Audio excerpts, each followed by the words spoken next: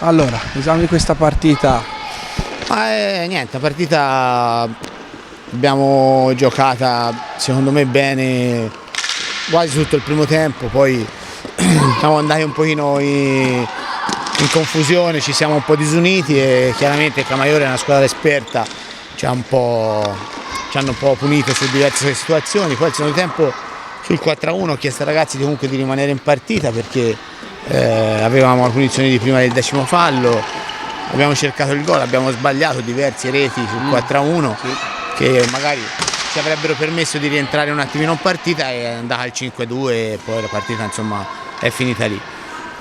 Va bene. Il campionato è lungo ancora. Il campionato è lungo, abbiamo avuto una settimana un po' particolare, oggi siamo venuti in 6 con Bimbo che è arrivato alla fine giusto per fare il 7°, ci siamo un po' di infortunati. Cornacchini? Sì, Francesco.